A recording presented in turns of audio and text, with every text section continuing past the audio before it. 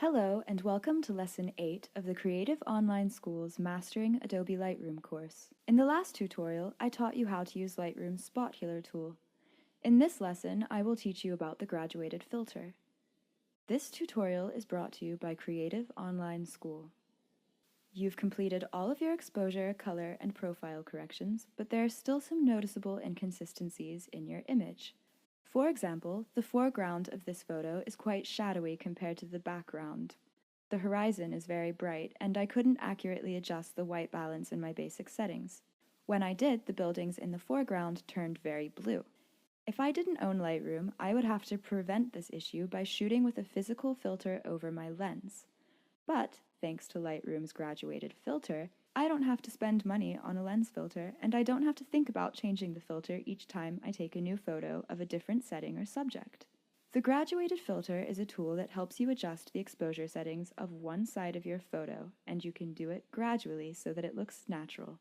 It's very useful because cameras cannot detect light as well as the human eye can, so it's only natural for there to be some level of unevenness in a photo with two differently lit subjects. You can also use it creatively to add cool, natural-looking effects to part of your photo. To use it, click on its icon in the Develop module. It's located just below the histogram and above your basic adjustments. Otherwise, you can just touch your M key, as in Mary. Once you've done this, you'll be able to choose from a long list of filters that are split into two sections.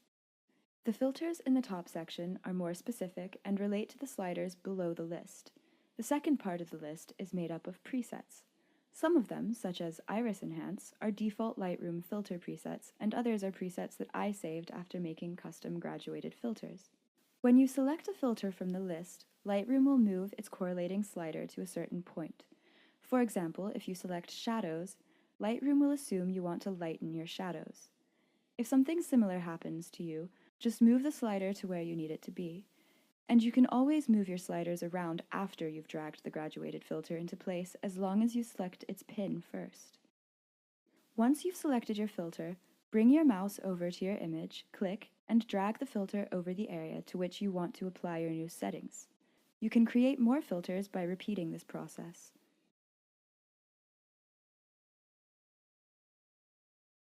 If you keep the spaces wide between the filter's three lines, there will be a smoother graduation between the filtered and non-filtered parts of the image. And, of course, if the lines are smaller, the effect will be more intense. Selecting the Show Selected Mask Overlay box at the bottom of the workspace can help you get a clearer visual of where your filter settings are being applied, because Lightroom overlays the filter with a bright color, such as red.